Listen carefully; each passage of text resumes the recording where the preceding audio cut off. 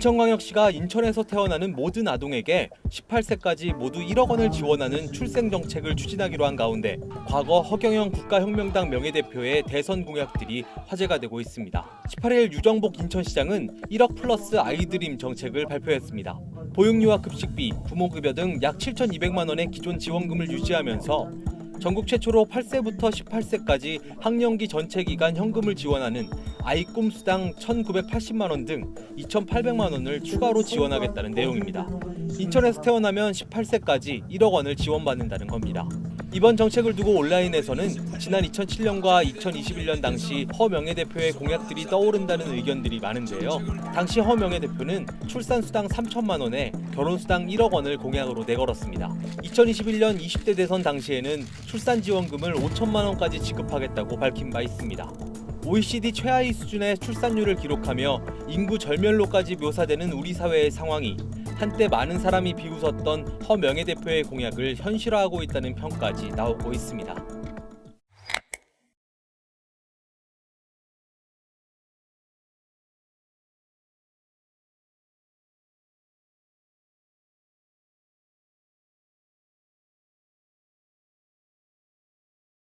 최근 기업과 지자체들이 잇따라 파격적인 출산 지원책을 내놓고 있습니다. 오늘 강릉에 있는 한 작은 업체에서도 아이를 낳은 직원들에게 많게는 1억 원을 주겠다고 밝혔습니다. 조재근 기자가 보도합니다. 강릉의 한 호텔 리조트 업체에서 열린 출산 지원금 행사입니다. 지난해 8월 둘째를 낳은 직원과 17개월 전 첫 딸을 얻은 직원이 각각 5천만 원의 출산 지원금을 받았습니다. 이렇게 회사에서 지원해줌으로써 둘째, 셋째까지도 생각해 볼 수 있는 계기가 된 것 같고요. 직원이 73명 정도로 작은 업체이지만 출산율을 높이기 위해 2년 이내 출산한 직원들에게 아이 한 명당 5천만 원씩 최대 2명까지 출산 지원금을 지급하기로 한 겁니다. 이 업체는 주택 구입 자금도 최대 2억 원까지 무이자로 대출해주고 있습니다. 지역 기업으로서의 사회적 책임을 다할 수 있는 방안을 고민하다 실질적 도움이 될 수 있는 출산 지원금 지급을 결정하게 되었습니다. 최근 한 그룹에서 1억 원의 출산 지원금을 지급하기로 하자 정부에서도 법 개정을 통해 출산 2년 안에 주는 지원금에 대해 비과세 혜택을 주기로 했습니다. 지역 소멸 위기에 처한 지자체들도 파격적인 출산 지원책을 앞다퉈 내놓고 있습니다. 충북 영동군은 결혼과 임신, 출산, 양육까지 한 명당 최대 1억 2천여만 원의 성장 지원 프로젝트를 발표했고 경남 거창군도 출산 양육 관련 지원금을 2년 안에 1억 1천만 원까지 늘리기로 했습니다. 경남 통영의 한 수협은 출산한 직원에게 1호봉을 특별 승급해 주기로 했습니다. 중앙정부의 저출산 대책이 뾰족한 효과를 거두지 못하는 상황에서 기업과 지자체의 파격적인 지원책이 잇따라 화제가 되고 있습니다. SBS 조재근입니다.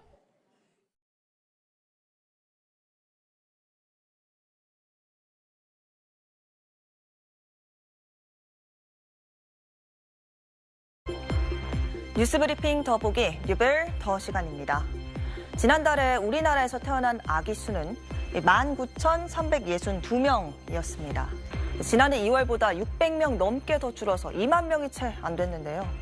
통계를 작성한 지난 1981년 이후로 2월에 이렇게 출생아 수가 2만 명 밑으로 떨어진 건 이번이 처음입니다. 보통 연초에 태어나는 아이들이 상대적으로 연말보다 많은데도 이런 심각한 결과가 나온 건데요. 더 큰 문제는 출생아 수의 선행지표라고 불리는 결혼 통계도 좋지 않다는 겁니다. 지난달 혼인 건수는 17,000건 정도로 지난해 같은 달보다 5% 넘게 감소했습니다. 코로나19 와중이던 2021년과 2022년을 제외한 사상 최소치를 기록한 건데요. 정부도 특단의 대책을 고민하고 있는데 최근엔 권익위원회가 출생아 한 명당 1억 원의 현금을 지원하는 방안에 대해서 대국민 설문조사를 실시하고 나섰습니다. 권익위원회가 지난 15일부터 실시하고 있는 대국민 설문조사입니다. 저출산 위기 극복 방안으로 1억 원의 출산 지원금을 제공하는 데 대해서 어떻게 생각하냐는 내용인데요. 최근 부영그룹이 출산한 직원을 대상으로 1억 원의 지원금을 지급하는 정책을 참고했다고 밝혔습니다. 권익위는 설문에서 구체적으로 한 자녀당 1억 원의 현금을 지원하면 출산 동기 부여가 될지, 또 만약 1억 원을 지급할 경우 2023년 출생아수 기준으로 23조 원의 재정 부담이 발생하는데 이에 동의하는지 여부 등을 묻고 있습니다.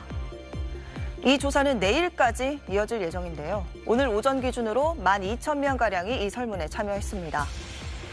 권익위는 지난해 합계 출산율이 0.72명으로 역대 최저치를 기록했고 올해 0.6명대 전망이 제기됐다며 이 기존 정부 저출산 정책이 시설 건립 등 간접 지원에 치중돼 있어 현금 지원 등에 대한 국민 의견을 들어보고자 설문을 진행하고 있다고 설명했습니다.